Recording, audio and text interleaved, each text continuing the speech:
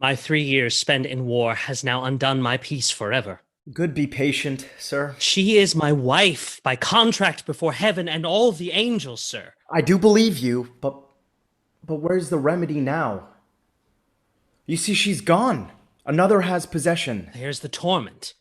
This day, being the first of your return, unluckily proves the first two of her fastening. Her uncle, sir, the governor of Ravenna, holding a good opinion of the bridegroom, as he's fair spoken, sir, and wondrous mild, There goes the devil in a sheepskin. with all speed clapped it up suddenly. I cannot think, sure, that the maid overloves him, though being married, perhaps, for her own credit, now she intends the performance of an honest, studious wife. Sir, I have a world of business. Question nothing, you will but lose your labor. 'Tis not fit for any, hardly mine own secrecy, to know what I intend. I take my leave, sir. I find such strange employments in myself that, unless death pity me and lay me down, I shall not sleep these 7 years. That is the least, sir. That sorrow is dangerous that can abide no counsel. 'Tis like a wound past cure. Wrongs done to love strike the heart deeply. None can truly judge on't but the poor sensible sufferer, whom it racks with unbelieved pains, which men in health that enjoy love not possibly can act, nay, not so much as think. In troth, I pity him. His sighs drink lifeblood in this time of feasting. A banquet towards two? At such entertainment forgetfulness obeys and surfeit governs. Here's marriage sweetly honored in gorged stomachs and overflowing cups. The Duke's now risen, sir. I'm a joyful man to hear it, sir. And it seems he's drunk the less, though I think he that has the least is certainly enough. I've observed this fellow. All the feast time he hath not pledged one cup, but looked most wickedly upon good Malaga, flies to the blackjack still, and sticks to small drink like a water rat. Oh, oh, here she comes. Alas, the poor whore weeps. 'Tis not for grace now all the world must judge. It is for spleen and madness against this marriage. How now, mistress? Mistress? Mistress Florida?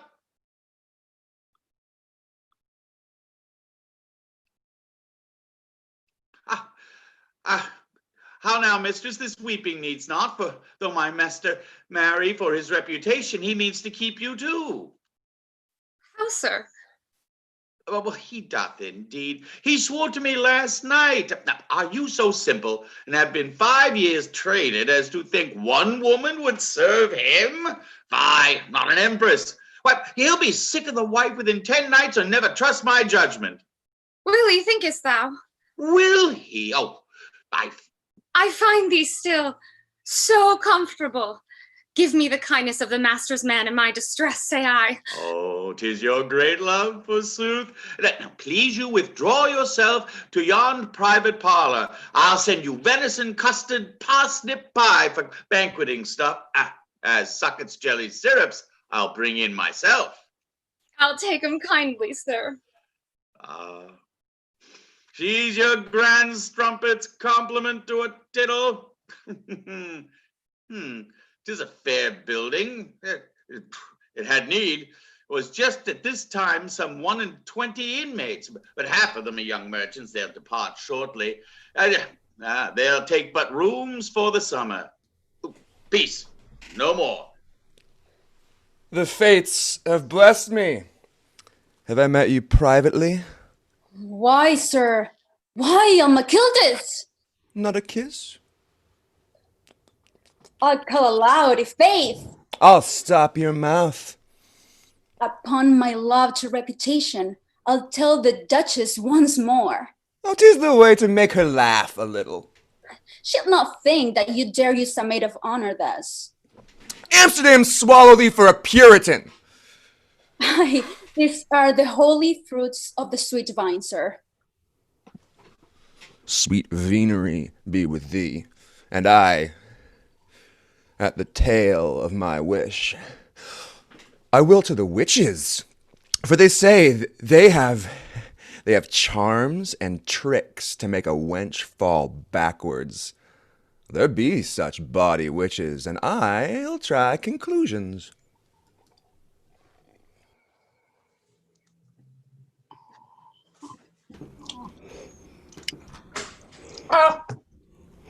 A banquet yet?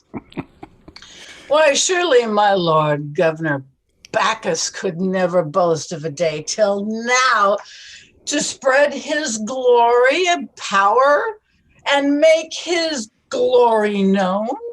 Sir, ye have done nobly, though in modesty you keep it from us. No, we understand so much all this day's cost. 'Tis your great love bestows in honor of the bride, your virtuous niece. In love to goodness and your presence, madam. So understood, 'tis rightly. Now will I have a strange health after all these. What's that, my lord? A health in a strange cup, and he shall go round. A skull, my lord? Oh, call it a soldier's cup, man. Fie, how you fright the women. I have sworn it shall go round, excepting only you, sir, for your late sickness and the bride herself, whose health it is. Harry, I thank you for that. Our Duchess, I know, will pledge us, though the cup was once her father's head, which is a trophy we'll keep till death in memory of that conquest. He was the greatest foe our steel ever struck at, and he was bravely slain. Then took we thee into our bosoms, love, thou madest the peace. We are dearer than a father, are we not? Yes, sir, by much. And we shall find that straight. The Duchess looks pale. Let her not pledge you there. Oh, pale? Sir, not I. See how your lordship fails now. The rose not fresher, nor the sun at rising more comfortably pleasing. Oh. Oh.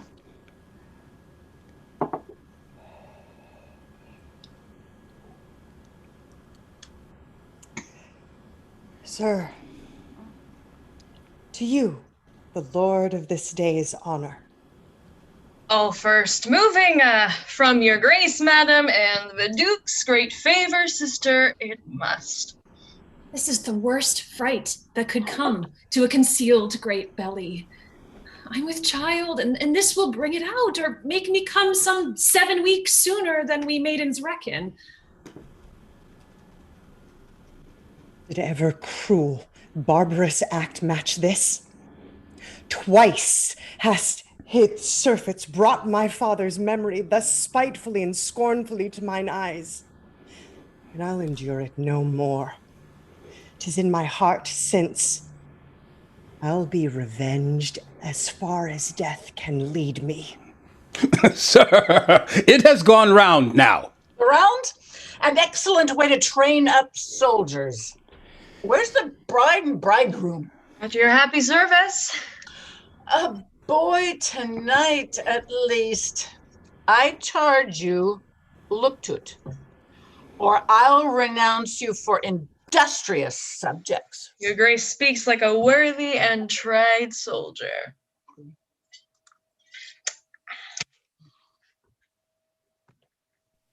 White spirits, black spirits, gray spirits, red spirits, devil toad, devil ram, devil cat, and devil dam. Why, Hoppo, Stadlin, Helwyn, and Puckle! Here, sweating at the vessel. Boil it well. It gallops now. Are the flames blue enough, or shall I use a little seat and more? The nips of fairies upon maids' white hips are not more perfect as yours. Tend it carefully. Send Stadlin to me with a brazen dish that I may fall to work upon these serpents and squeeze them ready for the second hour. Why, when? Here's Stadlin and the dish. Here, take this unbaptized brat. Oh, boil it well. Preserve the fat. You know 'tis precious to transfer our anointed flesh into the air in moonlight nights or steeple tops, mountains and pine trees that pricks or stops, seen to our height. In the air we feast and sing, dance, kiss, and cold use everything. What young man can we wish to pleasure us, but we enjoy him in an incubus? Thou know'st it, Stadlin. Usually that's done. Last night thou gotst the Major of Welpy's son. I think thou spoiled the youth. He's but 17. I'll have him the next morning. Oh, wait, in, go feed the vessel for the second hour. Where be the magic herb? There, down his throat. His mouth crammed full, his ears and nostrils stuffed. I thrust in blood of a flittermouse. And in the farmer's picture and his wife's, laid down to the fire yet? They are roasting both. Good. Then their marrows are a melting suddenly, and 3 months' sickness sucks up life in them. They denied me often. Now I'll be meat with them. 7 of their young pigs I have bewitched already, and mark how their sheep prosper, or what sup each milk cow gives to the pail. I'll send those snakes, shall milk 'em all beforehand. The dairy wenches shall stroke dry dugs for this, or go home cursing. Where's Firestone, our son? Firestone! Here I am, mother. Take in this brazen dish full of dear ware. Thou shalt have all when I die, and that will be even just at 12 o'clock come 3 year. You'll have lived then, mother, 60 year to the 100, and methinks after 60 years, the devil might give you a cast. For he's a fruiterer too, and has been from the beginning. The first apple that e'er was eaten came through his fingers. So, and take heed you shed not, by the way. The hour must have her portion. 'Tis dear syrup. Each charmed drop is able to confound a family consisting of 19. Dear syrup, call you it. A little thing would make me give you a dram on it and a posset and cut you 3 years shorter. Thou art now about some villainy. Oh, not I, forsooth. Truly the devil's in her, I think. How one villain smells out another straight. Mother, I pray give me leave to ramble abroad tonight with the nightmare, for I have a great mind to overlay a fat person's daughter. And who shall lie with me then? The great cat. For one night, mother, but a night. Make shift with her for once. You're a kind son. It is the nature of you all, I see that. You'd rather hunt after strange women still than lie with your own mothers. Get thee gone, and thou shalt play at midnight. No, thanks, sweet mother. Urchins, elves, hags, satyrs, pans, fauns, kit with the candlestick, tritons, centaurs, dwarfs, imps, the hellwain, the fire drake, the puckle! Heaven knows with what unwillingness and hate I enter this damned place. But such extremes of wrongs in love fight against religious knowledge, that I were led by this disease to deaths as numberless as creatures that must die, I could not shun the way. I know what 'tis to pity madmen now. I fear they are now a-kissing. 'Tis now but supper time, but night will come, and all new married couples make short suppers. Whate'er thou art, I have no spare time to fear thee. My horrors are so strong and great already that thou seemst nothing. I would I were read so much in thy black power as mine own gifts. I am in great need of help. Wilt give me any? Thy boldness takes me bravely. We are all sworn to sweat for such a spirit. What's thy wish now? Oh, my heart swells with it. I must take breath first. Is to confound some enemy on the seas. Maybe done tonight. Stadlin's within. She raises all your sudden ruinous storms that shipwreck barks. Or dost thou envy the fat prosperity of any neighbor? I'll call forth Hoppo. And her incantations can straight destroy the young of all his cattle, blast vineyards, orchards, meadows, or in one night transport his dung hay corn by reeks whole stacks into thy ground. This would come most richly now to many a country grazer, but my envy lies not so low as cattle, corn, or vines. 'Twill trouble your best powers to give me ease. The starve up generation, to strike a baroness in man or woman. Huh. Did you feel me in there? I knew your grief. Can there be such things done? Are these the skins of serpents? These of snakes? I see they are. So sure. Into what house these are conveyed, knit with these charmed and retentive knots, neither the man begets nor woman breeds. No, nor perform the least desires of wedlock. You could not do a man that special kindness to part him utterly now. Could you do that? No. Time must do it. We cannot disjoin wedlock. 'Tis of heaven's fastening. Well, may we raise jars, jealousies, and strifes, but the work itself, our power cannot disjoin. I depart happy in what I have then, being constrained to this. And grant you greater powers that dispose men, that I may never need this hag again. I know he loves me not, nor there's no hope on it. 'Tis for the love of mischief I do this, and that we're sworn to, the first oath we take. Oh, mother! What's the news with thee now? Oh, there's the bravest young gentleman within and the fineliest drunk. I thought he would have fallen into the vessel. He stumbled at a pipkin of child's grease, reeled against Stadlin, overthrew her, and in the tumbling cast, struck up old Pickle's heels with her clothes over her ears. Oh, die! I was fain to throw the cat upon her to save her honesty. See where he comes now, mother. Call you these witches? They're tumblers, very flat tumblers. 'Tis Almachides. Fresh blood stirs in me, the men that I have lusted to enjoy. I have had him thrice in incubus already. Is your name Goody Hag? Is anything? Call me the horridest and unhallowest things that life and nature trembles at. For thee, I'll be the same. Thou comest for a love charm now. Why, thou art a witch, I think. Thou shalt have a choice of 20, wet or dry. No, let's have dry ones. If thou wilt used by way of cup and potion, I'll give thee a remora, shall bewitch her straight. A remora? What's that? A little suckstone, some call it a sea lamprey. It's a small fish. Oh, must be buttered? And the bones of a green frog, too, wondrous precious. The flesh consumed by piss mires. Piss mark?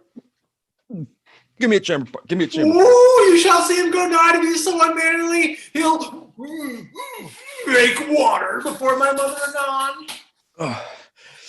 Oh, and now you talk of frogs. I have somewhat here. I come not empty pocketed from a banquet. Look, goody wench, here is a toad in marchpane. For you. Oh, sir, you have fitted me. And here is a spawn or two of that same paddock brood for your son. I thank your worship. How comes your handkerchief so sweetly thus bewrayed? Sure, 'tis wet sucket, sir. It's nothing but the syrup of the toad's spit. Oh. Take all, I prithee. That was kindly done, sir, and you shall sup with me tonight for this. How? Sup with thee? Does thou think I'll eat fried rats and pickled spiders? No, I can command, sir, the best meat in the whole province for my friends, and reverently served in, too. Oh. In good fashion. Well, let me see but that. I'll sup with you. The cat and the fiddle! Ooh, a cat and a fiddle! An excellent ordinary! You had a devil once in a fox skin? Oh, I have one still. Come, walk with me, sir.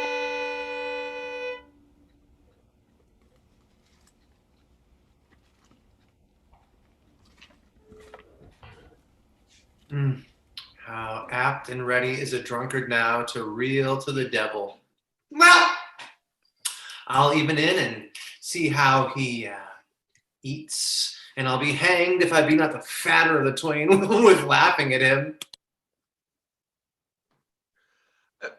Good sir, whence springs this sadness? Trust me, sir, you look not like a man was married yesterday. I will not tell thee this. Not your true servant, sir. True. You'll all flout according to your talent, the best a man can keep of you, and a hell 'tis for masters to pay wages to be laughed at. Give order that 2 cocks be boiled to jelly. How? 2 cocks boiled to jelly? What? This is a callous for a consumption. And I hope one night has not brought you need the cook already. You'd better fortune for your strumpet sojourner, your little 4 nobles a week. I never knew you eat 1 pinata for all you've kept her. One night now and come up 2 cocks broth. Good morrow, Jasper. Oh, your hearty wishes, mistress, and your sweet dreams come upon you. What that, sir? In a good husband, that's my real meaning.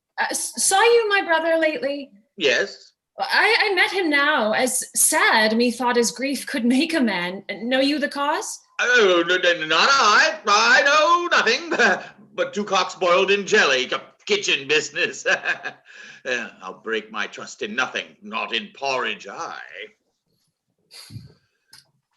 The hardest fortune, I think, of 100 gentlewomen. Some can make merry with a friend 7 years, and nothing seen, a perfect maid still, to the world's knowledge, as she came from rocking. But 'twas my luck, at the first hour, forsooth, to prove too fruitful. Sure I'm near my time.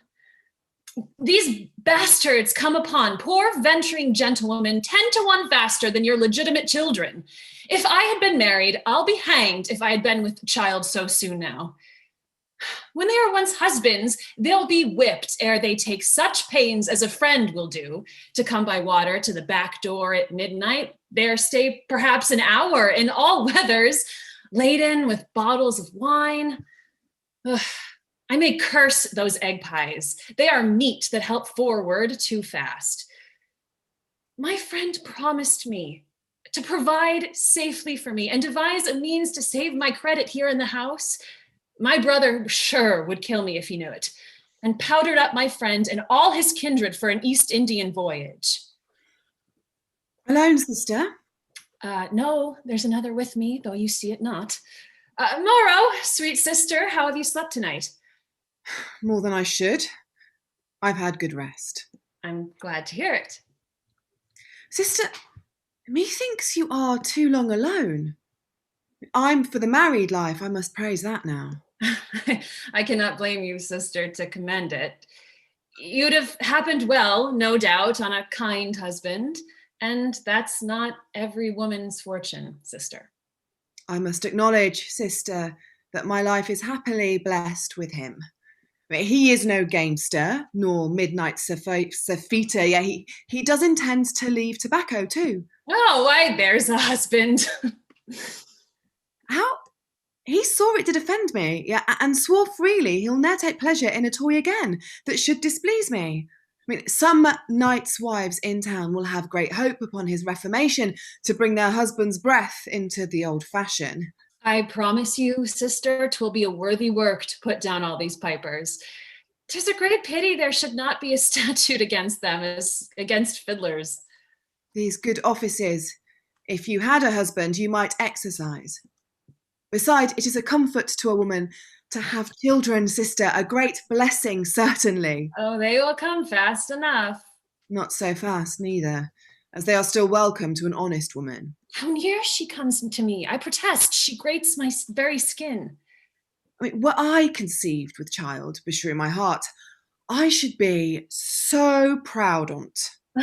That's natural.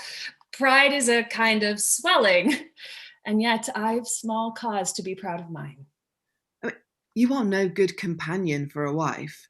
Get you a husband, prithee, sister, do, that I may ask your counsel now and then. 'Twill mend you discourse much. You maids know nothing. No, we are fools, but commonly we prove quicker mothers than you that have husbands.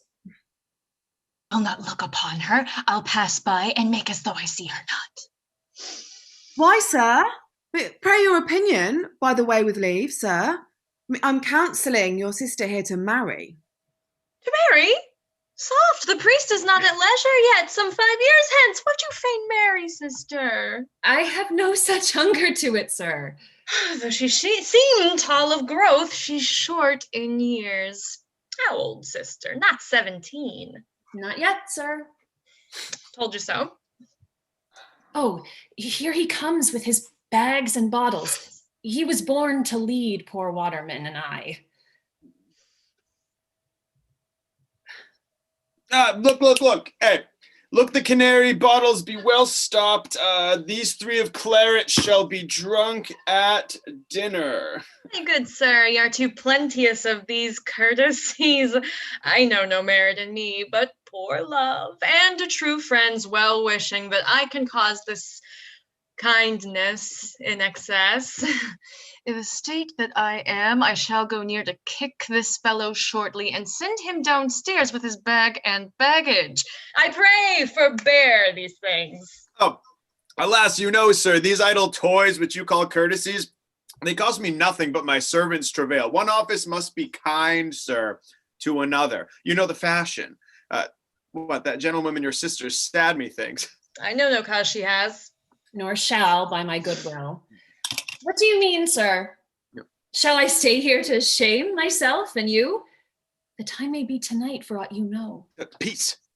There's means enough. They're wrought, I tell thee. Aye, sir, when? How now? What's he? Oh, this is the man, sir, I entertained this morning for my service. Please you to give your liking. Yes, he's welcome. I like him not amiss. Thou would speak business, wouldst thou not? Yes, may it please you, sir. There is a gentleman from the northern parts hath brought a letter, as it seems, in haste. From whom? Your lady mother, sir. Pray send your sister down all speed to me. I hope it will prove much for her good in the way of her preferment. Fail me not, I desire you, son, nor let any excuse of hers withhold her. Now have I thought upon you? Peace, good sir, you're worthy of a kindness another time. Her will shall be obeyed. Sister, prepare yourself. Good sir, right back again and certify her I'm at my heart's wish here. Pardon me, sister, I hold it no wise part to contradict her, nor would I counsel you to it. 'Tis so uncouth living in the country now that I'm used to the city, that I shall never endure it. Perhaps, forsooth, 'tis not her meaning you shall live there long. I do not think but after a month or so you'll be sent up again. That's my conceit. However, let her have her will. Ay, good sir, 'tis great reason 'tis she should. I'm sorry, sister. 'Tis our hard fortune thus to part so soon. The sorrow will be mine. Will you walk in, sir? We'll drink one health unto these northern parts, though I be sick at heart. Aye, sir, a deep one, which you shall pledge 2. You shall pardon me. I have pledged one too deep already, sir. Peace. All's provided for, thy wine's laden, sugar and spice. The place not 10 mile hence. What cause have maids now to complain of men when a farmhouse can make all whole again?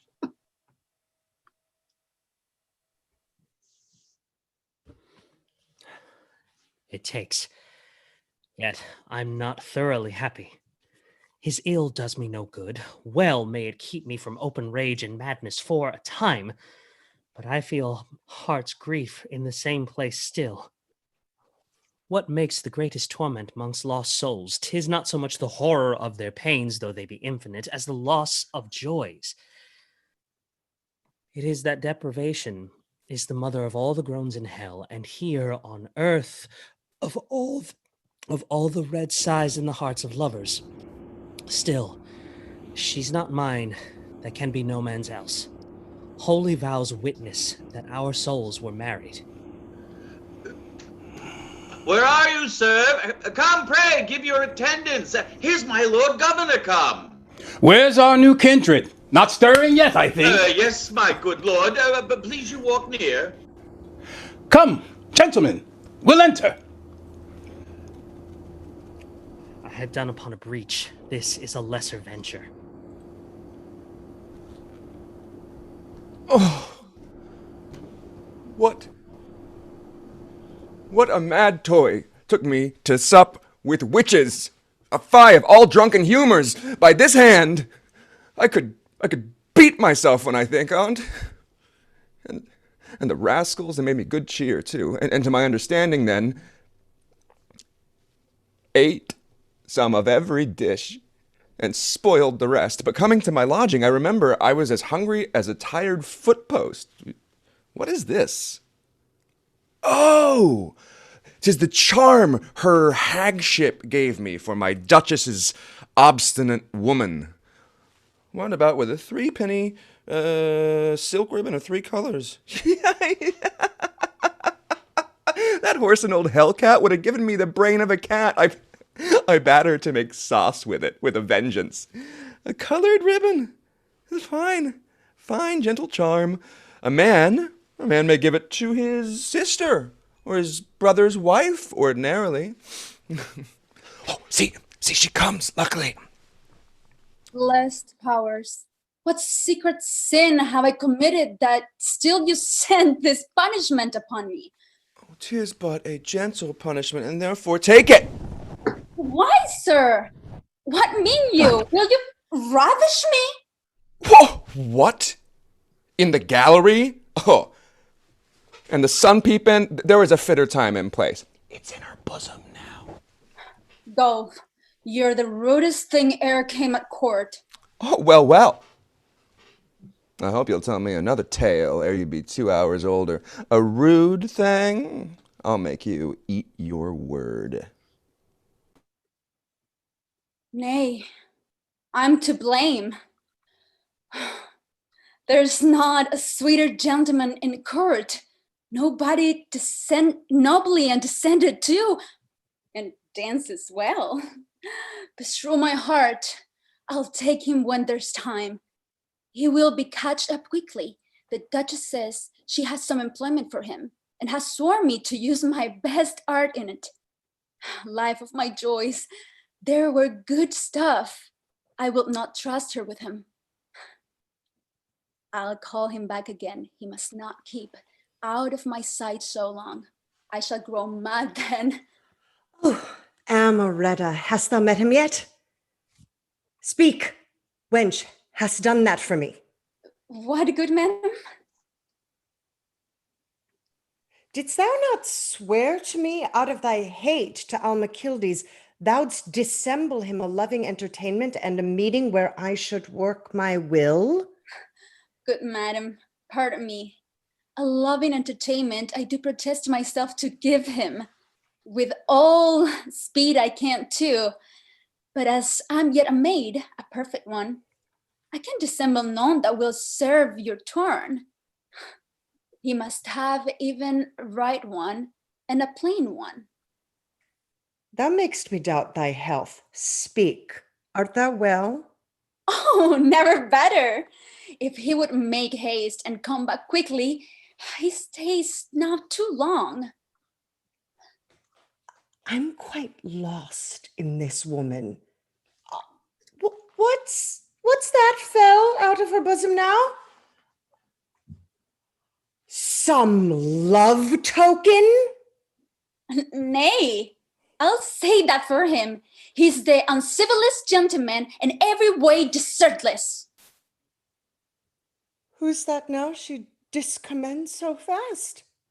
I could not love him, madam, of any man in court. What's he now, prithee? Who should it be but Almachildis, madam? I never hated men so deeply yet. As Almachildis?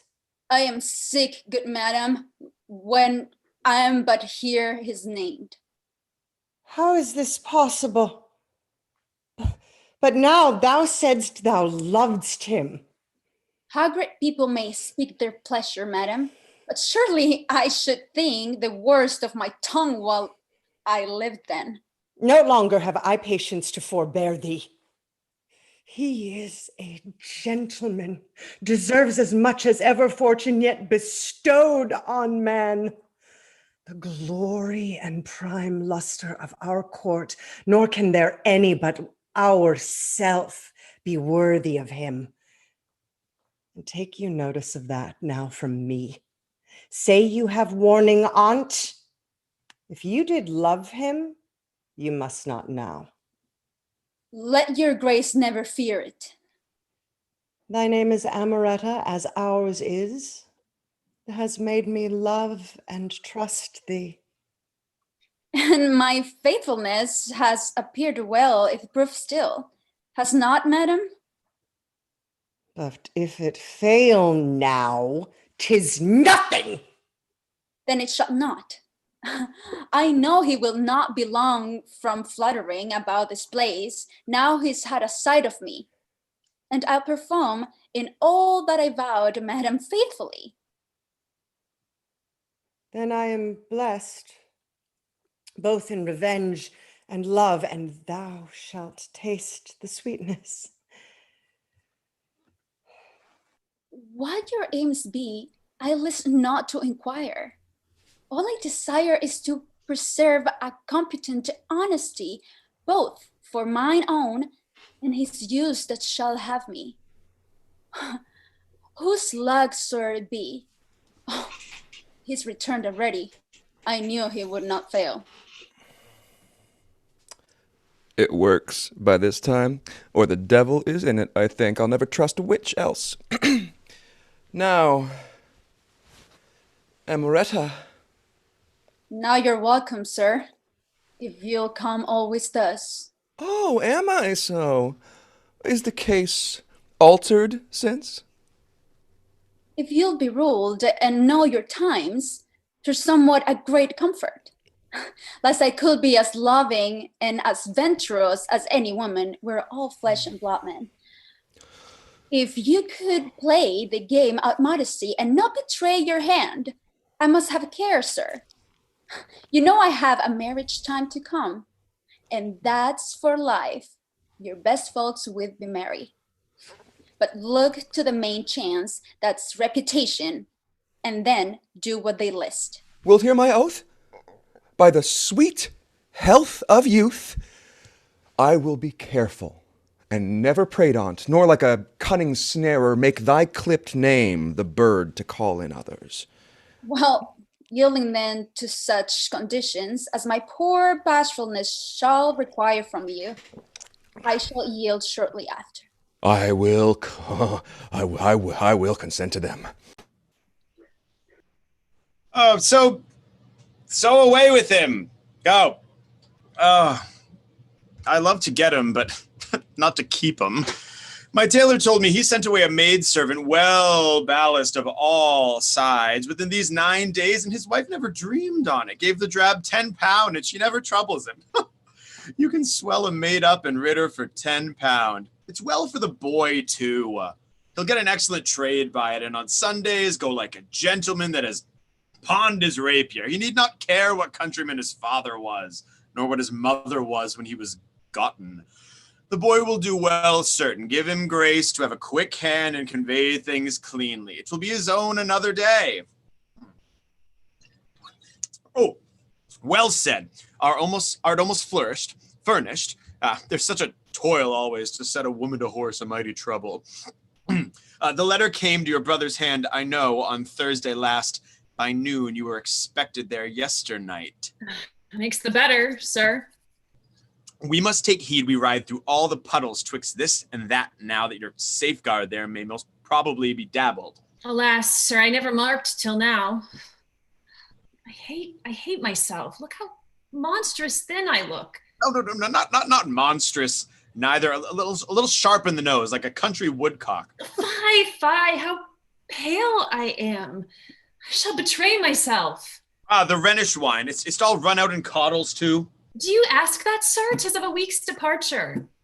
You see what 'tis now to get children, sir. Come, we'll up then. Let's away. This you that was a maid, how are you born to deceive men? I had thought to have married you. I had been finely handled then, had I not? I'll say that man is wise ever hereafter that tries his wife beforehand. 'Tis no marvel you should profess such bashfulness to blind one, as if you durst not look a man in the face, your modesty would blush so. Oh. Now, why do you not run and tell the Duchess now? Go, you should tell all. Let her know this too. Oh, why, here is the plague now. 'Tis hard at first to win 'em. When they're gotten, there's no way to be rid on 'em. They stick to a man like birdlime. Will you release me? Nay, sure, I'll bring you to your sights again. Say, thou must either die or kill the Duke. For one of them thou must do. How, good madam? Thou hast thy choice, and to that purpose, sir, I've given thee knowledge of what thou hast and what thou must do to be worthy on't. You must not think to come by such a fortune without desert.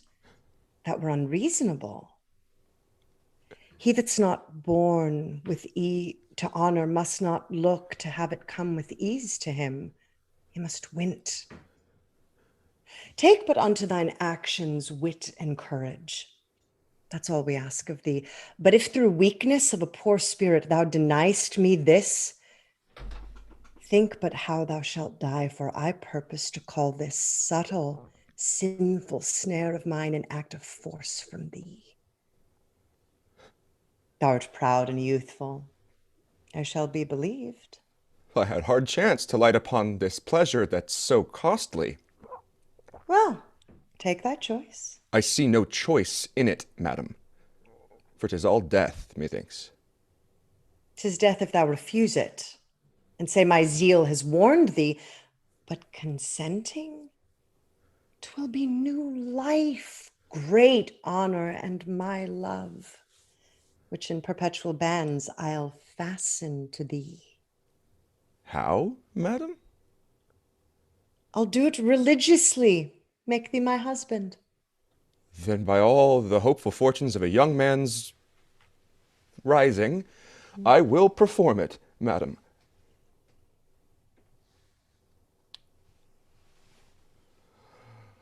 There's a pledge, then, of a duchess' love for thee.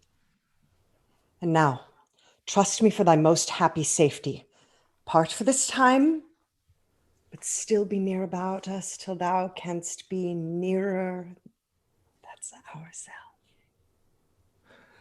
And that I will venture hard for. God speed to thee. Prithee, be careful of me, very careful now. Should your mistress meet me now in her own house, I were undone forever. Oh, never fear her. She's at her prick song close. That's all the joy she has and takes delight in. Now, look, here's the key, the garden key my master gave me, and will need be careful. Doubt not you on it. How now? What's she? Oh, a kind of doubtful creature. I'll tell thee more anon.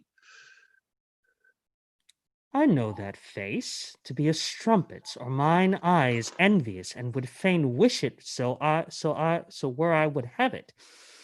I saw her once before here, 5 days since 'tis. And the same wary, panderous diligence was then bestowed on her. She came altered then, and more inclining to the city tuck. Whom should this place of transformation visit in our house here? Love and luck assist me. The truth I shall win from him by false play. He's now returned. Oh, well, sir, as you were saying, go forward with your tale. What? Well, I know nothing. The gentlewoman. She's gone out at back door now. Then farewell she and you, if that be all. Oh, come, thou shalt have more. I have no power to lock myself up from thee. So methinks. Now, you're here. She's one of the falling family aboard my master keeps. Now, she has been thrice here by stealth within these 10 days, and departed still with pleasure and with thanks, 'tis her luck. Surely, I think, if ever there were man bewitched in this world, 'tis my master, sirrah. Thinkest thou so, Gasper? Oh, sir, too apparent. This may prove happy. 'Tis the likeliest means that fortune yet e'er showed me. You're both here now. And strangers newly lighted. Where's your attendance? I know what makes you waspish. A pox on it.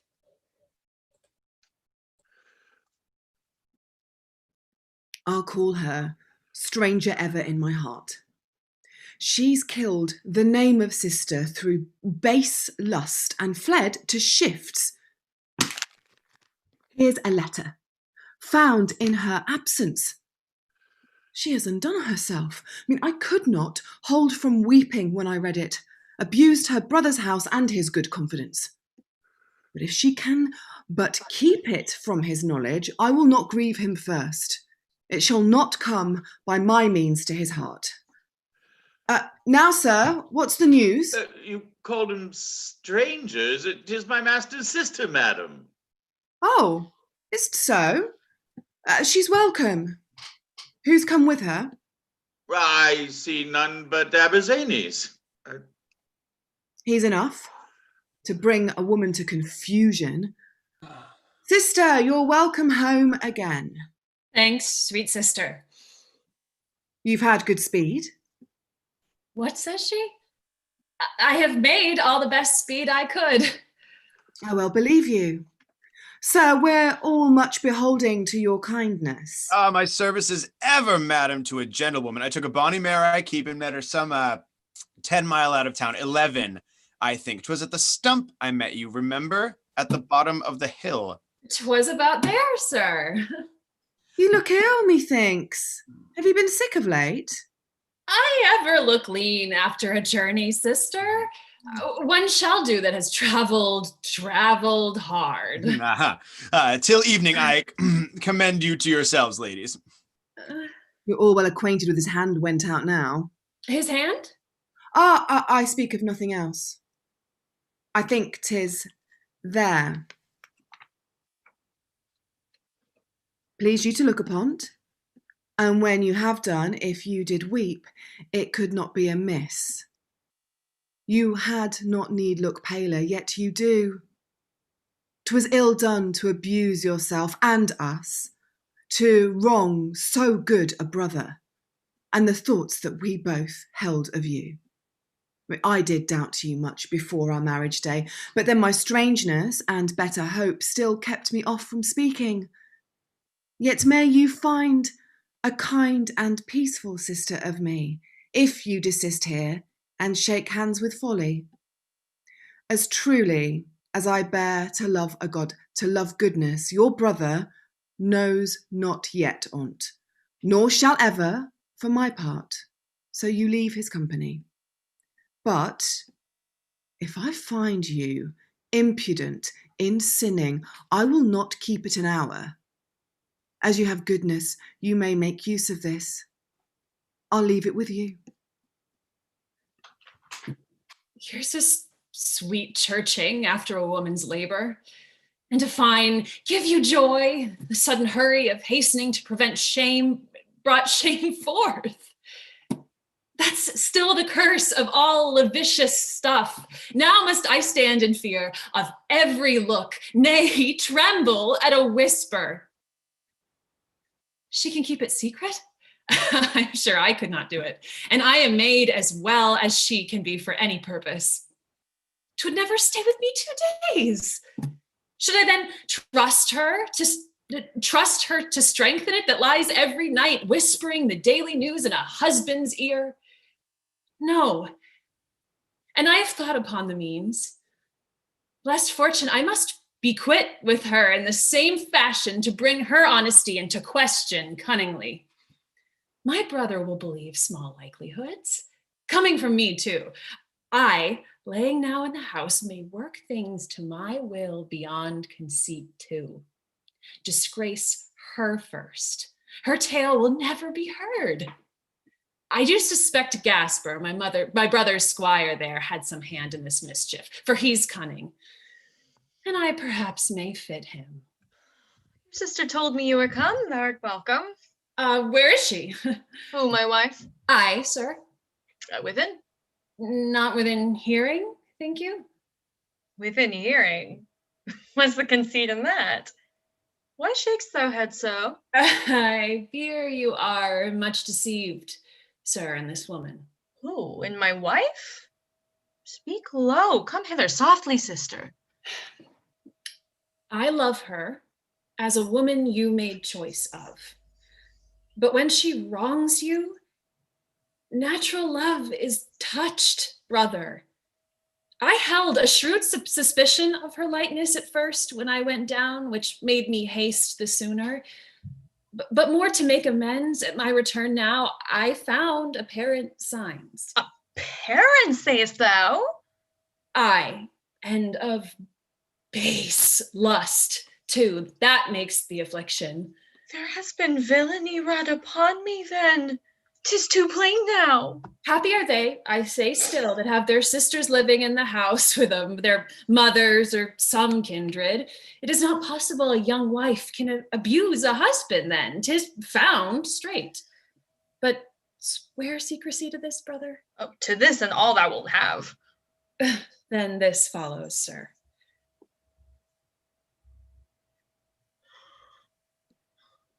I praise thy counsel well. I'll put to use straight. See where she comes herself. Kind, honest lady, I must borrow a whole fortnight's leave of thee. How, sir? A fortnight's? Maybe but 10 days, I know not yet. 'Tis business for the state, and must be done. I wish good speed to it then. Till my return, you'll be good company, my sister and you? We shall make shift, sir. I'm glad now she's come, and so the wishes of my love to you both. And our good prayers with you, sir. Now, my fortune. By your kind favor, madam? With me, sir? The words shall not be many, but the faithfulness and true respect that is included in them is worthy your attention, and may put upon me the fair repute of a just, honest servant. What's here to do, sir? There's such great preparation toward. In brief, that goodness in you is abused, madam. You have the married life, but 'tis a strumpet that has the joy on it, and the fruitfulness. There goes away your comfort. How? A strumpet? Of 5 years' cost and upwards, and his journey is to that country, if it be not rudeness. To speak the truth, I have found it all out, madam. Thou'st found out thine own ruin, for to my knowledge thou dost belie him basely. I dare swear he's a gentleman as free from that folly as ever took religious life upon him. Be not too confident to your own abuse, madam. Since I have begun the truth, neither your frowns nor all the execration of men's fury shall put me off. Though I be poor, I am honest and too just in this business. Art thou yet so impudent to stand in't? Are you yet so cold, madam, in the belief on it? There my wonder is fixed, having such blessed health and youth about you, which makes the injury mighty. Why, I tell thee, if it were too great a fortune for thy lowness to find out such a thing. But thou dost not look as if thou mate for it, though. By the precious sweets of love, I would give half my wealth for such a bargain, and think 'twere bought too cheap. Then thus, madam, you shall find both your wrongs, which you may right at your own pleasure, yet not missed tonight. Here in the house neither. None shall take notice of any absence in you as I have thought on it. Do this, and take my praise and thanks forever. As I deserve, I wish him and will serve you. The moon's a gallant. See how brisk she rides. Here's a rich evening, Hecate. Oh, it's not wenches to take a journey of 5,000 mile. Ours will be more tonight. Oh, 'twill be precious. Heard you the owl yet? Briefly, in the cop, as we came through now. 'Tis high time then for us. There was a bat hung at my lips 3 times as we came through the woods and drank her fill. Old Puckle saw her. You are fortunate still. The very shriek owl lights upon your shoulder and woos you like a pigeon. Are you furnished? Have you your ointments? Oh, prepare to flight then. I'll overtake you swiftly. Hie thee, Hecate, we shall be up time. I'll reach you quickly. They're all going a-birding tonight. They'll talk of fowls in the air that fly by day. I'm sure there'll be a company of foul sluts there tonight, for they are able to putrefy it to infect a whole region. What firestone are sweet, son? A little sweeter than some of you, or dunghill were too good for me. How much hast there? 19 in all, brave, plump ones, besides 6 lizards and 3 serpentine eggs. Dear and sweet boy, what herbs hast thou? I have some martin and some mandragon. Marmatin and mandragora, thou would say. Here's Panax, too, I thank thee. Yeah, my pan aches, I am sure, with kneeling down to cut 'em. And Salago, hedge hyssop, too. How near he goes my cuttings. Were they all cropped by moonlight? Every blade of them, or I'm a moon calf, mother. Hie thee home with them. Look well to the house tonight. I am for a loft. A loft, quoth you. I would you would break your neck once, that I might have all quickly. Hark, mother! They are above the steeple already. They are indeed. Help me. I'm too late, Alice. Come away. Come away. Hecate, come away. I come. With all the speed I made. Where's Stadlin? Here? Where's Puckle? And Helwayne too. And Helwayne too. I will but anoint and then I'm... As one comes out to fetch his dues. A kiss, a call, a sip of blood. Oh, art thou come? What news? Although still our delight. Either come or else refuse. Now I am furnished for the flight. The cat sings a brave treble in her own language. Now I fly. Falcon, my sweet spirit now. Dainty pleasure 'tis to ride in the air when the moon shines fair. Sing, I die. I walk over the sea.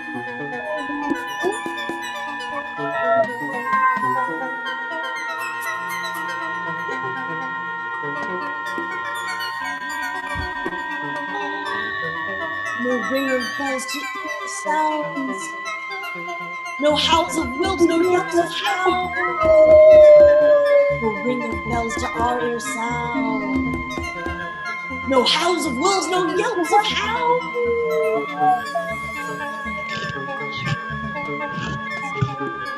No the wheels not yet it out.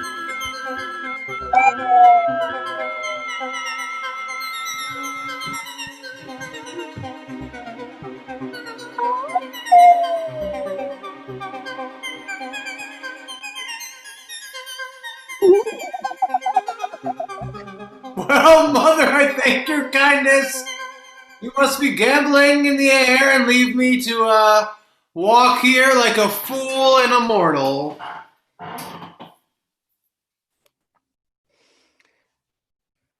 If ever you knew force of love and life, sir, give mine to pity. You do ill to doubt me. I could make bold with no friend seemlier than with yourself, because you were in presence at our vow-making. I am a witness to it. Then you best understand, of all men living, this is no wrong I offer, no abuse either to faith or friendship, for we are registered husband and wife in heaven. Though there wants that which often keeps licentious men in awe from starting from their wedlocks, the not public. 'Tis in our souls knit fast, and how more precious the soul is than the body, so much judge the sacred and celestial tie within us. I approve all you speak, and will appear to you a faithful, pitying friend. Hark you, sweet mistress, I shall do you a simple turn in this, for she disgraced thus, you are up in favor forever with her husband. That's my hope, sir. I would not take the pains else. Have you the keys of the garden side? Yes, I have thought upon you. Here be the keys. Marry and thanks, sweet sir. Set me a work so still. Your joys are false ones. You're like to lie alone. He's on his journey. You'll find cold comfort there, a dream will be. Even the best market you cannot make tonight. But she'll not be long now. You may lose no time neither. If she but take you at the door, 'tis enough. There may you end your business, and as cunningly as if you were in the chamber, if you please, to use but the same art. What need you urge that which comes so naturally I cannot miss on it? What makes the devil so greedy of a soul, but 'cause he has lost his own, to all joys lost? So 'tis our trade to set snares for other women, 'cause we were once caught ourselves. I will think this night my wedding night, and with a joy as reverend as religion can make man's, I will embrace this blessing. Honest actions are laws unto themselves, and that good fear, which is on others forced, grows kindly there. Hark! Hark! One knock! Away, sir! 'Tis she, certainly. By your leave, sir. You're welcome, gentlewoman. Our ladyship, then, stands us in no stead now. One word in private, sir. No, surely, forsooth, there's no such here. You've mistook the house. Oh, sir, that I have not. Excuse me there, I come not with such ignorance. Think not so, sir. 'Twas told me at the entering of your house here by one that knows him too well. Who should that be? Nay, sir, betraying is not my profession. But here I know he is, and I presume he would give me admittance if he knew on't. You're not his wife, forsooth. Yes, by my faith I am. Oh, cry you mercy then, lady. She goes here by the name on's wife. Good stuff. We are so oft deceived that let out lodgings we not know whom to trust. 'Tis such a world that there are so many odd tricks nowadays put upon housekeepers. Pray, show me the way to him. He's asleep, lady. The curtain's drawn about him. Well, well, sir, I'll have that care. I'll not disease him much. Tread you lightly. Oh, of what gross falsehood is a man's heart made of? Had my first love lived and returned safe, he would have been a light to all men's actions. His faith shines so bright.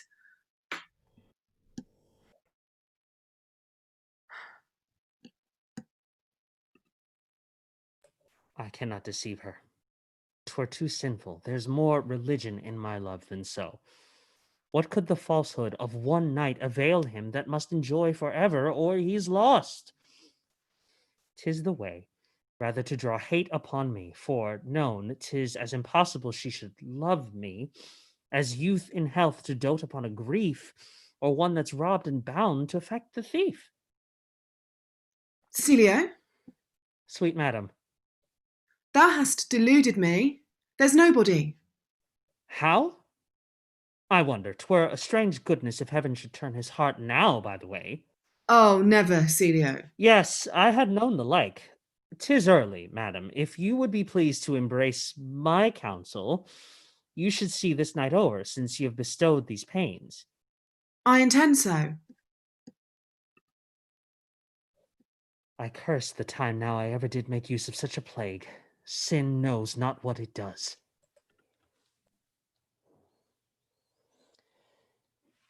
He lives not now to see tomorrow spent. If this means take effect, as there is no hardness in't. Last night he played his horrid game again, came to my bedside at the full of midnight, and in his hand this fatal, fearful cup, waked me and forced me pledge him to my trembling and my dead father's scorn that wounds my sight, that his remembrance should be raised in spite. But either his confusion or mine ends it. This very skull shall be revenged in the like strain and kiss his lips to death. 'Tis now my brother's time, even much about it.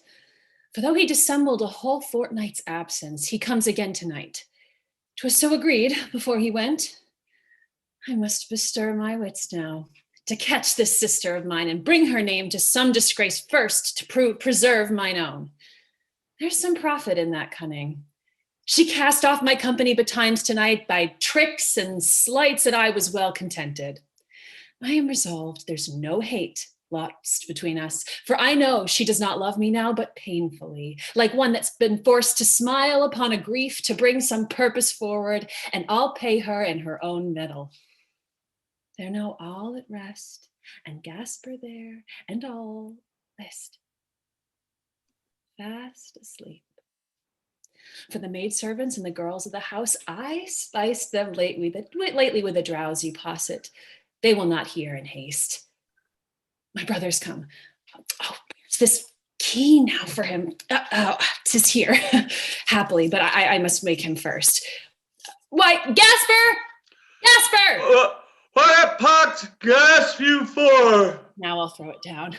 Oh, who's that called me now? Somebody called Gasper? Oh, up, as thou art an honest fellow, Gasper. I shall not rise tonight, then. What's the matter? Who's that, young mistress? Aye, up, sweet Gasper. My sister hath not both knocked and called this hour, and not a maid will stir. Well, they'll stir enough sometimes. Hark again, Gasper. Oh, run, prithee. Give me leave to clothe myself. Standst upon clothing in an extremity? Hark again. She may be dead ere thou comest. In quickly. He's gone. He cannot choose but be took now, or met in his return. That'll be enough. Brother, here, take this light. Oh, my careful sister. Look first in his own lodging ere you enter. Abused confidence hears nothing of him but what betrays him more. Oh, then 'tis true, brother. I'll make base lust a terrible example. No villainy e'er paid dearer. Help! Hold her! I am deaf to all humanity. List! A strange and sudden silence after all. I trust hath spoiled them both. Too dear a happiness. Oh, how I tremble between joys and doubts. There perish both. Down to the house of falsehood where perjurous wedlock weeps. Oh, perjurous woman! She took the innocence of sleep upon her, as if she'd lain there like a harmless soul and never dreamed of mischief. What's all this now? I feel no ease. The burden's not yet off so long as the abuse sticks in my knowledge. Oh, 'tis a pain of hell to know one's shame. I shall know all now. Brother! Come down quickly, for I must kill thee too. Me? Stay not long if thou desirest to die with little pain. Why, brother? Talk to thy soul if thou wilt talk at all. To me thou art lost forever. Would you thus reward me for my care and truth shown to you? A curse upon them both, and thee for company. Hadst thou been secret, then I had been happy, and had a hope like man of joys to come. Now here I stand, a stain to my creation, and which is heavier than all torments to me, the understanding of this base adultery that thou toldst me first, which thou deservest death worthily for. If that be the worst, sir, hold, brother. I can ease your knowledge straight by my soul's hopes. I can. There's no such thing. How? Bless me, but with life, and I'll tell you all. Your bed was never wronged. What? Never wronged? I ask but mercy as I deal with truth now. 'Twas only my deceit, my plot and cunning to bring disgrace upon her. By that means to keep mine own hid, which none knew but she. To speak troth, I had a child by Aberzanes, sir. How? Aberzanes? And my mother's letter was counterfeited to get time and place for my delivery. Oh, my wrath redoubled! At my return, she could speak all my folly and blamed me with good counsel. I, for fear it should be made known, thus rewarded her, wrought you into suspicion without cause, and at your coming, raised up Gasper suddenly, set him in but before you by a falsehood, which to your kindled jealousy I knew would add enough. What's now confessed is true. The more I hear, the worse it fares with me. I killed them now for nothing, yet the shame follows my blood still. Once more come down. Already the day breaks upon my guilt. I must be brief and sudden. Look you, knock up Aberzane speedily. Say I desire his company this morning.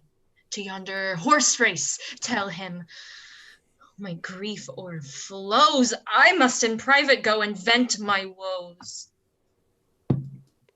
Though the fates have endued me with a pretty kind of lightness that I can laugh at the world in a corner on't, yet let the world know there is some difference betwixt my jovial condition and the lunary state of madness. I'm not quite out of my wits. I know a bod from an aquavite shop, Chelsea, a strumpet from a wildfire, JS, and a beetle from a brimstone, Deanna. Now shall I try the honesty of a great woman soundly. She, reckoning that the Duke's been made away, I'll be hanged if I be not the next now. If I trust her, let one of her long hairs wind about my heart and be the end of me, which would be a piteous, lamentable tragedy, and might be entitled, A Fair Warning for All Hair Bracelets. Already there is an insurrection among the people. They are up in arms, sweating and swearing that no stranger, as they term her, shall govern over them. They say that they will raise a duke among themselves first. Oh, Almachild, I perceive already our loves are born to crosses. We're beset by multitudes, and which is worse, I fear me unfriended too of any. Wine, give the wine.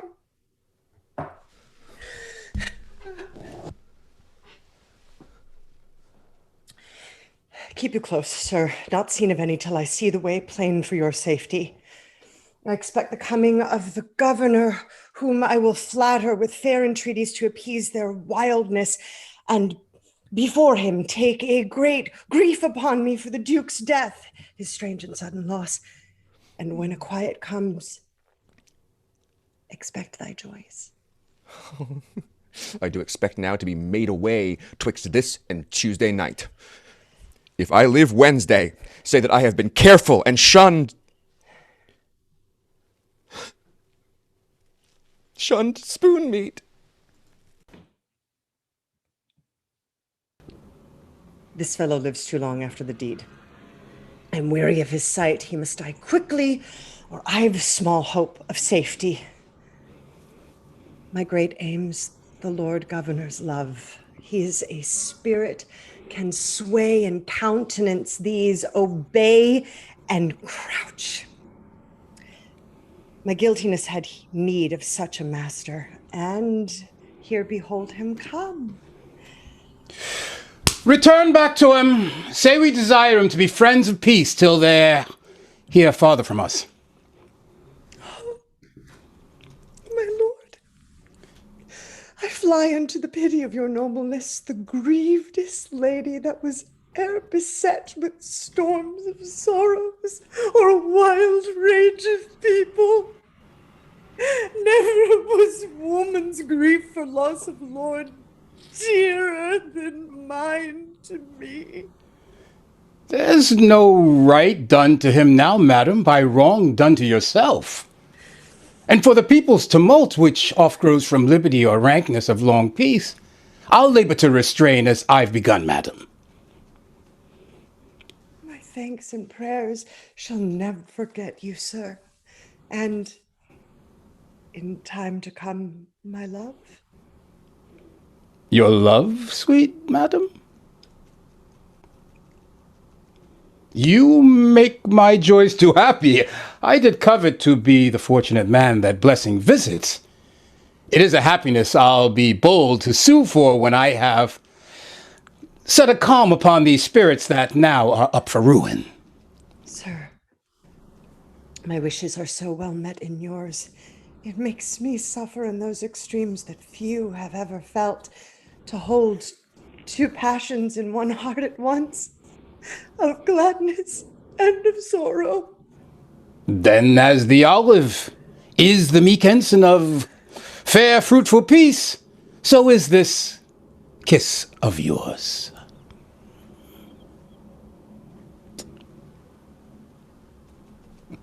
Love's power be with you, sir.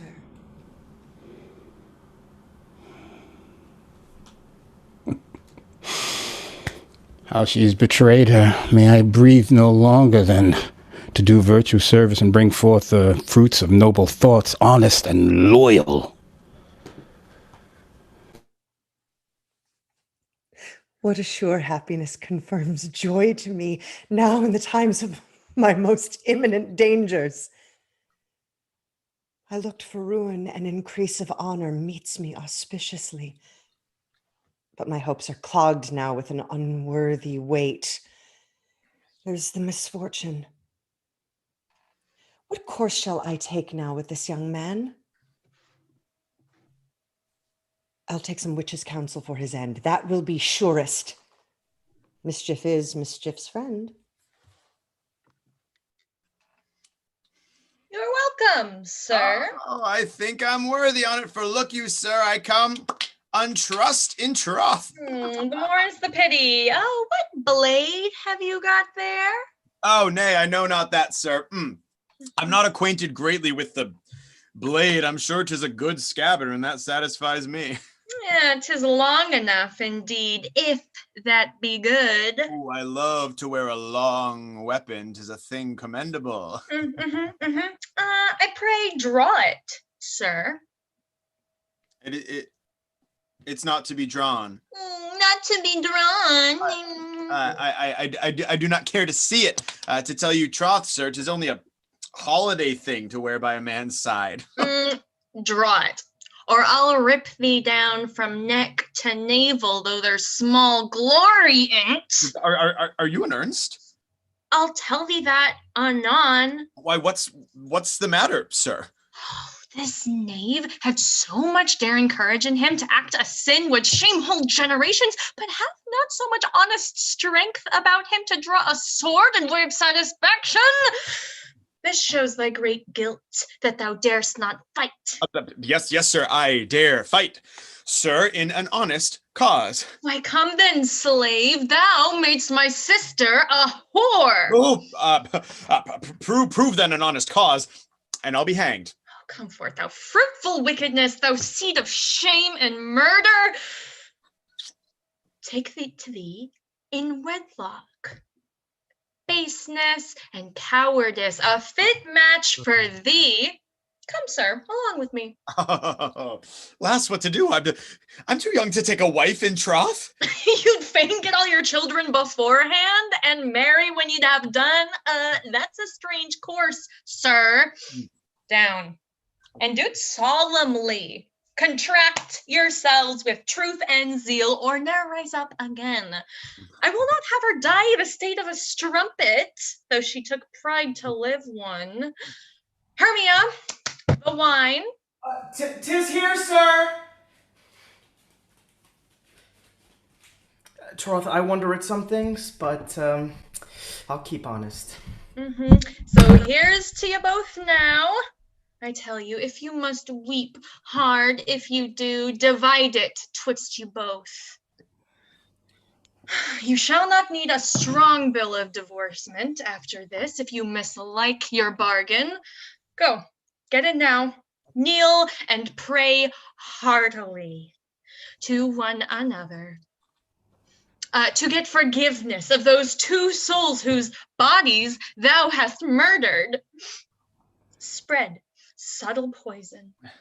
Now my shame in her will die when I die. There's some comfort yet. I do but think how each man's punishment proves still a kind of justice to himself. I was the man that told this innocent gentlewoman, whom I did falsely wed and falsely kill, that he who was her husband first by contract was slain in the field, and he's known yet to live. So did I cruelly beguile her heart, for which I am well rewarded. So is Gasper, who to befriend my love swore fearful oaths. He saw the last breath fly from him. I see now, 'tis a thing dreadful to abuse holy vows, and falls most weighty. Take comfort, sir. You're guilty of no death. They're only hurt, and that not mortally. Thou breathest untruths. Speak, Gasper, for me then. Your unjust rage, sir, hath hurt me without cause. 'Tis changed to grief for it. How fares my wife? No doubt, sir, she fares well, for she ne'er felt your fury. The poor sinner that hath this 7 year kept herself round for you, 'tis your luck to bring her to the surgeon's hands now. Florida! Oh, where's my wife tonight then? Nay, ask me not, sir. Your struck doe within tells a strange tale of her. This is unsufferable. Never had man such means to make him mad. Oh, that the poison I would but spare my life till I had found her out. Your wish is granted, sir. Upon the faithfulness of a pitying servant, I give you none at all. My heart was kinder. Let not conceit abuse you. You're as healthful for any drug as life ever yet found you. Why, here's a happiness wipes off mighty sorrows. Bless thy profession. Oh, my worthy lord, I have an ill bargain. Never man had worse. The woman that unworthy wears your blood, to countenance sin in her, your niece, she's false. False? Impudent, adulteress. Oh, you're too loud. And grow too bold, too, with her virtuous meekness. Who dare accuse her? Here's one dare and can. She lies this night with Celia, her own servant. The place Fernando's house. Thou dost amaze me. I here's but lust translated from one baseness into another. Here I thought to have caught him, but lighted wrong by false intelligence, and made me hurt the innocent. But now I'll make my revenge dreadfuller than a tempest. An army should not stop me, or a sea divide him from my revenge. I'll not speak to have her spared if she be base and guilty. If otherwise, heaven will not see her wronged. I need not take care for her. Let that woman be careful. Let her be carefully looked to, both for health and sureness. It is not mistaken. That mistaken wound that where shall be thy privilege. You cannot torture me worse than the surgeon does. So long I care not. To what a lasting ruin mischief runs. I had thought I had well and happily ended all in keeping back the poison, and new rage now spreads a worse venom. My poor lady grieves me. 'Tis strange to me that her sweet-seeming virtues should be so meanly overtook with Celio, a servant. No, 'tis not possible. Good morrow, Hermio. My sister stirring yet? How? Stirring, forsooth? Here has been a simple stirring. Are you not hurt, madam? Pray speak, we have a surgeon ready. How, a surgeon? I have been at work these 5 hours. How he talks. Did you not yet meet my master? How your master? Why came he home tonight? Oh, then you know nothing, madam. Oh, please you but walk in. You shall hear strange business.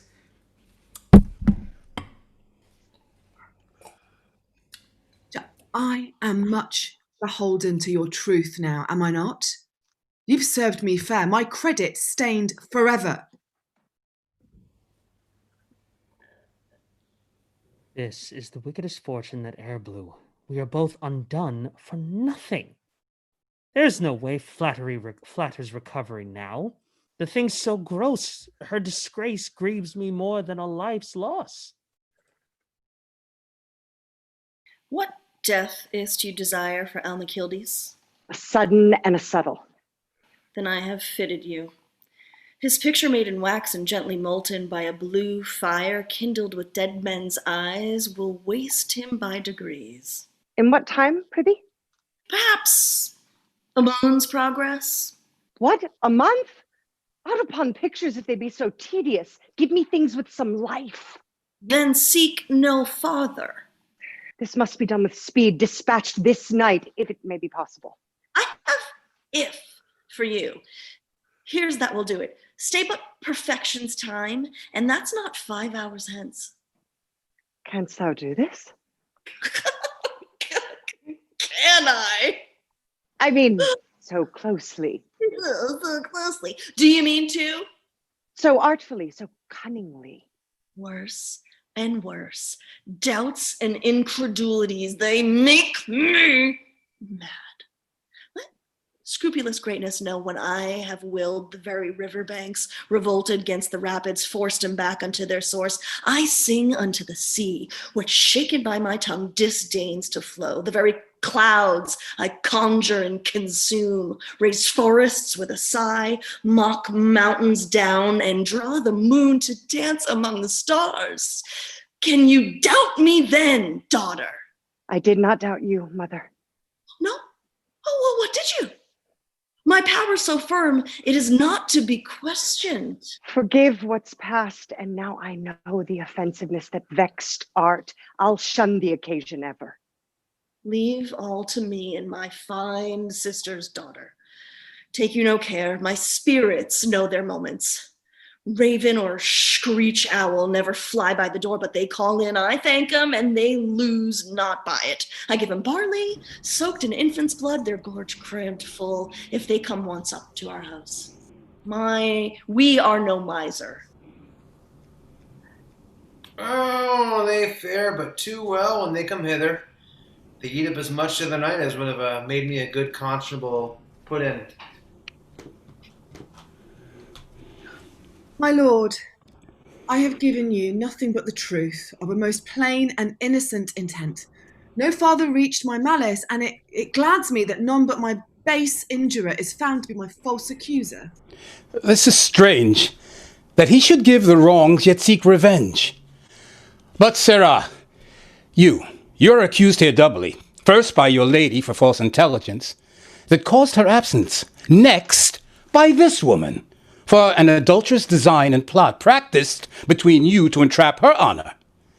Your answer? Part of this is truth, my lord, to which I am guilty, in a rash intent, but clear in act. And she most clear in both, not sanctity more spotless. Oh, my lord! What news break there? Of strange destruction. Here stands the lady that within this hour was made a widow. Who? Your niece, my lord. A fearful, unexpected accident brought death to meet his fury.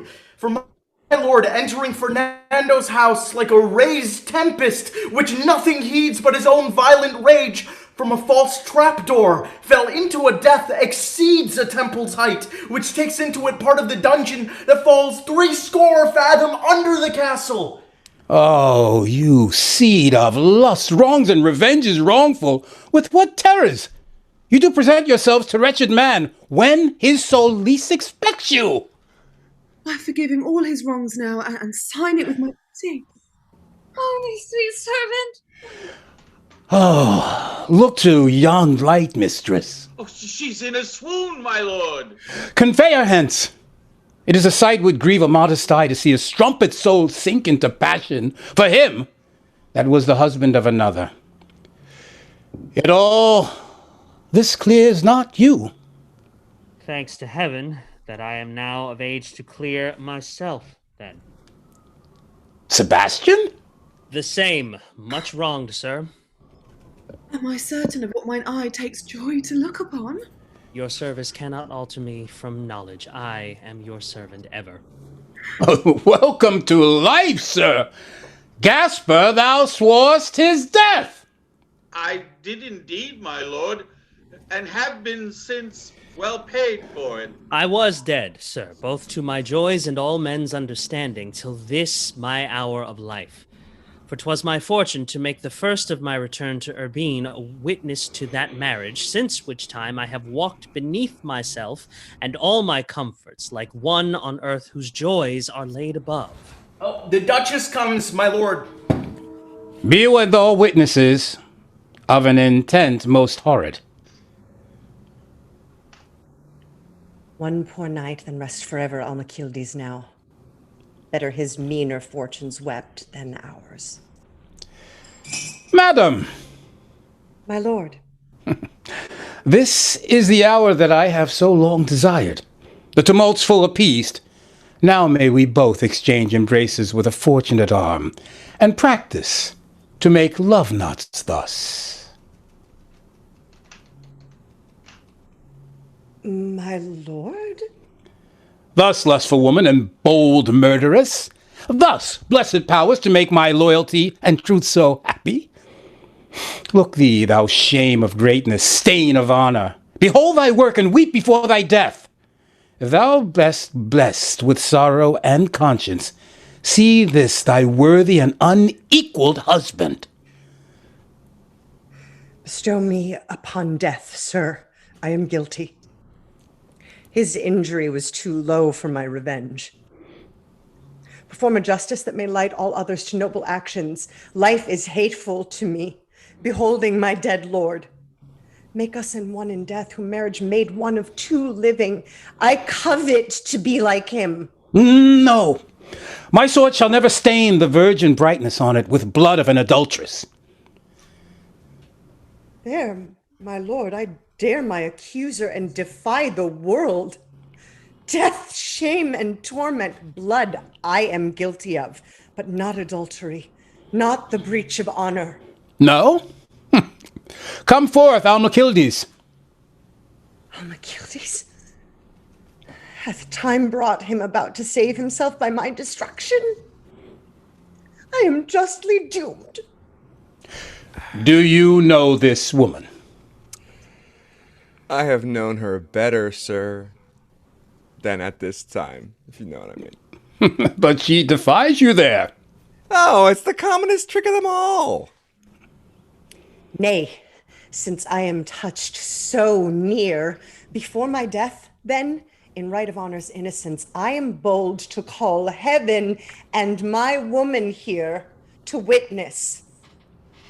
My lord, let her speak truth, or may she perish.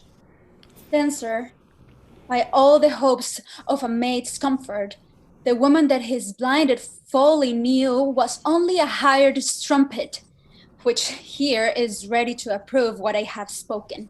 A common strumpet? Oh. This comes of scarves! I will never more wear a haberdasher's shop before mine eyes again.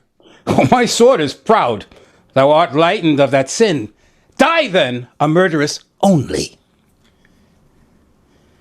Live a duchess. What? That ever loved, embraced, and honored. My lord? Nay, since in honor thou canst justly rise, vanish all wrongs. Thy former practice dies. I thank thee, heaven, for such a wife, who though her intent sinned, yet she makes amends with grief and honor. Virtue's noblest ends. What grieved you then shall never more offend you.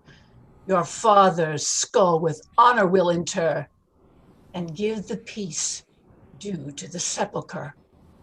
And in time, may this day ever prove a day of triumph, joy, and honest love.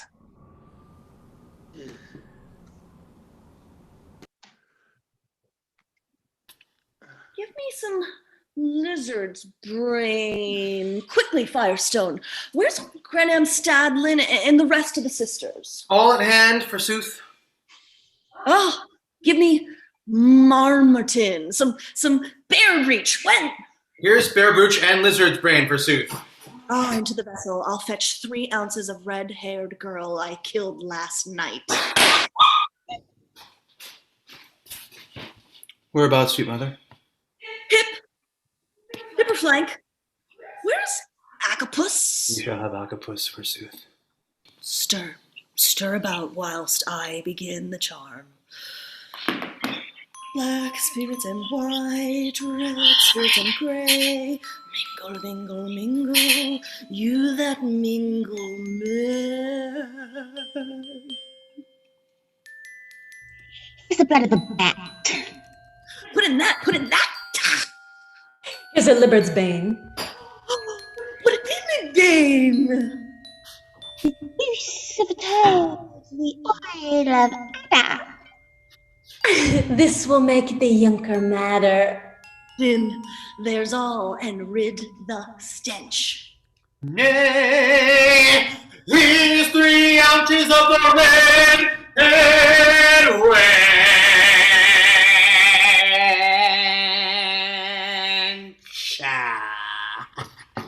Round, around, around, about. All the come running and all good keep out. Round, around, about. All running and all good keep out. So. Enough. The vessel with it. There. That's the true perfection. I am so light at any mischief, there's no villainy, but is a tune, methinks. A tune? 'Tis to the tune of damnation, then I warrant you, and that song hath a villainous burthen. Come, my sweet sisters, let the air strike our tune, whilst we show reverence to the yond peeping moon.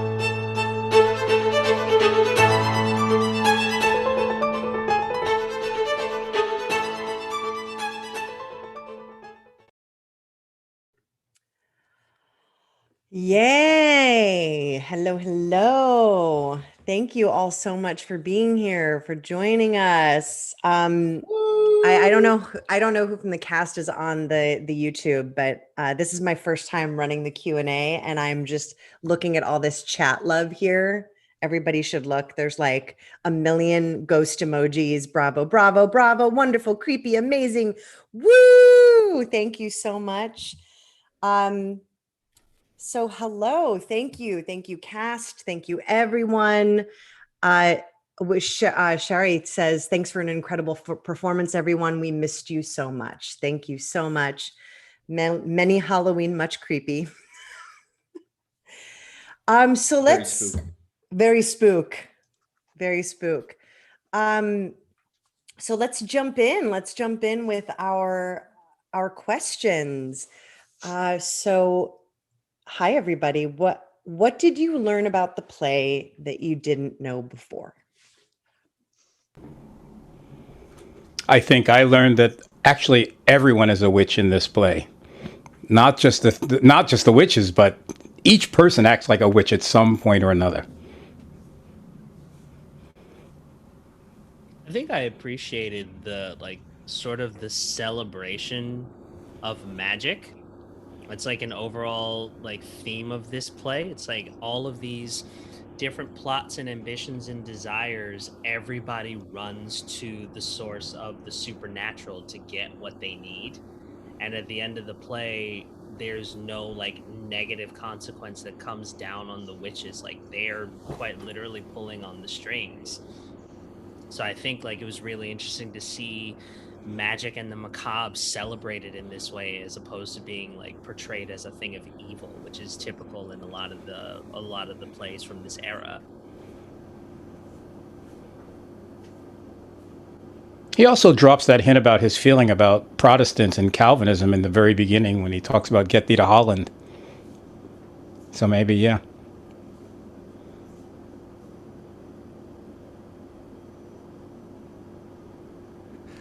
I love that, no, Monty, I feel like you have something more valuable to say, so please go ahead. No, I just love that the witches in this play are the most human characters in it. The other humans are definitely more caricatures, but the witches have more things that actually seem like realistic writing. Wasn't this such a saga? I was like, what? And what? And they're doing what? It just blew my mind.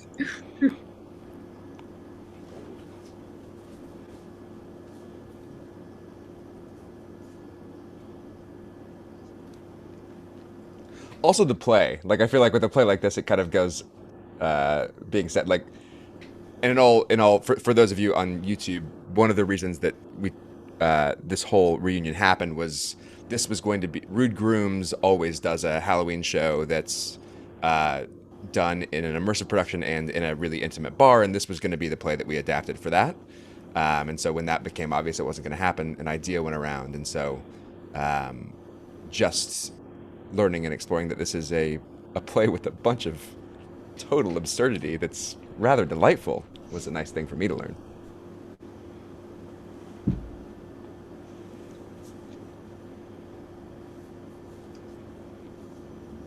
Well, I like it much better than when we did the first read through.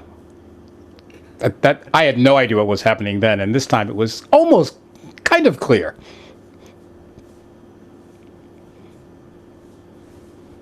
I learned that Drew owns a wig like that. I mean, criminal not to at this point. I learned that Drew owns a tube top, which just answers and asks so many questions. Does it? I learned that Drew rocks a wig and a tube top. There it is. There's the positive reinforcement I need. Oh man. Let's go. Let's see what the YouTube. Yeah, Drew was gonna pop in some YouTube questions. Yeah. So Douglas said his favorite quote today: "Hast thou been secret, then I had been happy, and had a hope like man of joys to come." which is a great segue into our second question to everyone and also the company. What image, phrase, or word from the play stuck out to you? This has less to do with the text and way more to do with the presentation, but I don't know that all the folks at home are even aware that not everyone who was in today's production was actually here live for today's production. In particular, every single witch was pre-recorded and edited together and then presented by Monty himself. And I just think it's such an exciting testament to like how much has Zoom theater evolved since we were last together. And you've got folks like Monty doing this work and figuring out, okay, how can we pull things together and make something happen that is both live and not live at the same time. So for us to get to watch that, because we hadn't seen it in rehearsal, was delightful. And Monty, props for just leaning into this and like shouting yes and turning it into something really vibrant and really, really special. It was too cool. Just popping in from the YouTube, we have Chelsea says, no, really? The pre-recorded parts were so well done. Nice. It was witchcraft. Great work with the witches. Agreed. The music and the fog were great. Joe said that he did not know this play before, so we made unfamiliar words flow very naturally. Yeah, thanks, Joe. I didn't know what I was saying half the time either.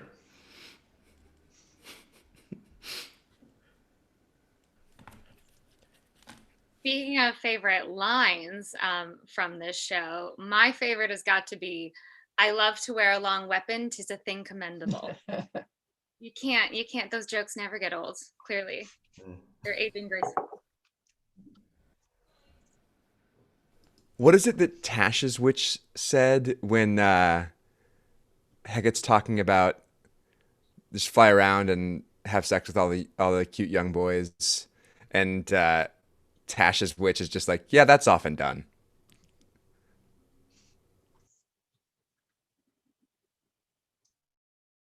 I guess it's like there's so much casual stuff in this one that's hilarious, and that feels weird. Like there's stuff that just sounds like literally what we would say today, which compared to what we had been doing in the past was kind of a shock at how funny that stuff can.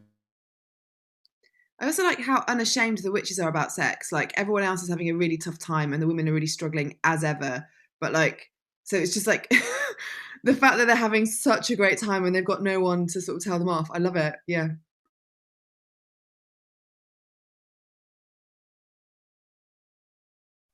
I just really Also, the fact that there's a violin playing cat. I like. Do you think the violin playing cat has conflicted feelings that, in keeping with the times, some of the strings on those violins, she might have known the cats that gave those strings to the violin? I think in the genre of this play, she probably killed those cats and turned their guts into the string. Fair point. Fair point.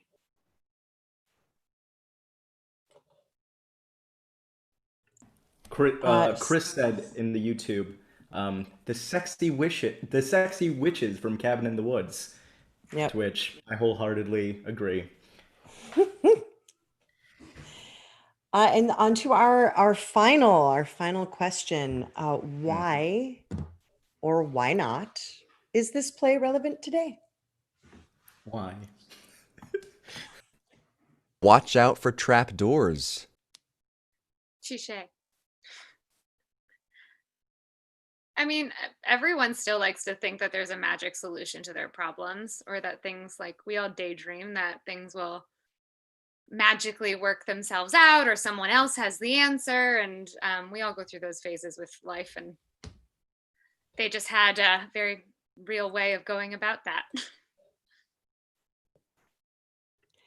I did love that, and this is something, Monty, you and I spoke about, that yes, and actually, Chelsea, it's like We have a mystic connection here. Chelsea in the YouTube says, people of significant political power going to witches for advice on the regular and or like it's no big deal.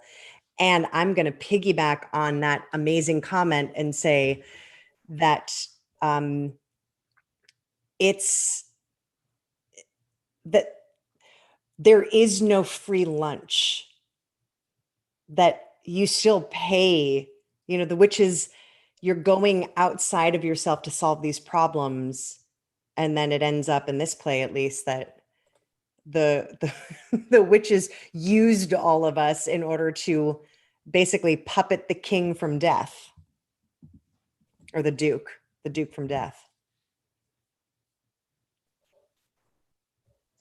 There's also this thing throughout the show of like I know that I'm doing something wrong, but as soon as I catch someone else, like, oh, you screw them. They did one bad thing and I can never forgive them and they should probably die. But like, who was truly free of sin in this whole story? Nobody.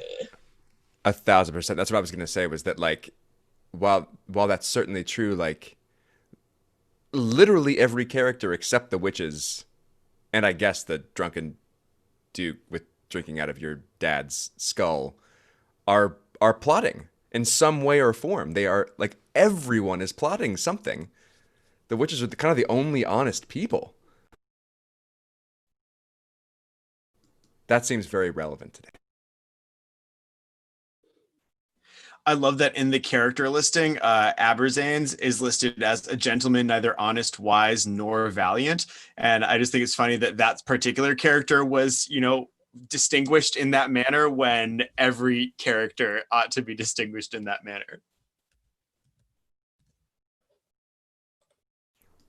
And this douche is just called a fantastical gentleman.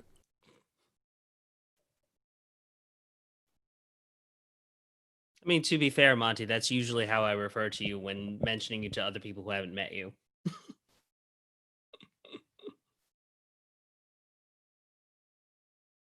Exactly. Monty, there was a drinking game going on in the YouTube chat for drink every time a scarf is flipped, and I worry about the health of our viewers as a result. Double it down with my ponytail. These flips, oh boy, it's over. It's done. There's no way.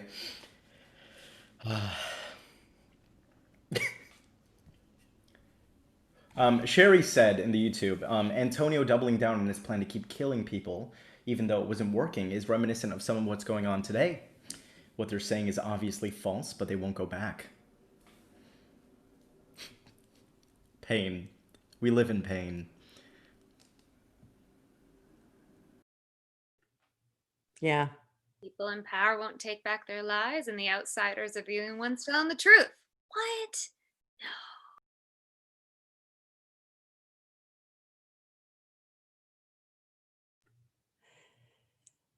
We have lots of skull chat happening here. Lord Byron had a skull goblet. He dug it up in the cemetery of the Abbey where he lived and had it customized for wine. Amber, ooh.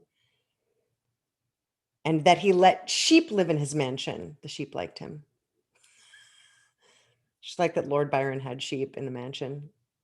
Skull chat. So if that's all, we can wrap up our little Q&A. And thank you all so much for joining us for this lovely spooky adventure. Shakespeare Happy Hours. Oh, but wait. There's more. If you guys want to see me look shirtless on camera, come join us in the pub. If you're a Patreon member or want to become one, maybe a one-time donation. Who knows? Mm-hmm. Monty, I don't know how this works. They pay some money. They get in. Yeah. And as CP would often do if she were here, we have an election on Tuesday. So please don't think about $1 for us if you can put that dollar to better use. But if you have $1 for that use and $1 for us, you can go to patreon.com/Shakespeare Happy Hours. or paypal.me/Shakespeare Happy Hour. And anything you give will be equally distributed among the folks who participated tonight, since this is our first show since we finished the full canon of Shakespeare. That's how that distribution works. But it's very important that please do not spend money on us that you could spend to make the world better. But if you can do both, we would so appreciate it. And then after you do that, after you have donated to us or donated to the people who are trying to make the world better or done both, hang out in the pub. And if you have not done so already, make sure you vote. Make sure you have a voting plan if you have not done so already. If you are voting by mail, I'm sure most of you have seen the news, but there's a possibility in some places that it may not get there in time. So if you were planning to vote by mail, take your ballot, drop it off in person. Make sure you vote. Make sure you have your plan together. Yeah, that's all I wanted to say. Right. It's nice to have a horror comedy. Let's not have another horror reality. Word. Love it. Yes. And on that, we're going to go to the company pub. So if you are at the, what is it? I don't remember the level. Top shelf. Or top shelf. Well, yeah, there it is. Join us. If not, you can up. And as long as we're there, we'll send you the invite. Thank you so much for tuning in. Thank you, Deb and Drew and Daniel, for leading this talk back. And see you next time. Soon. We'll say soon. Bye.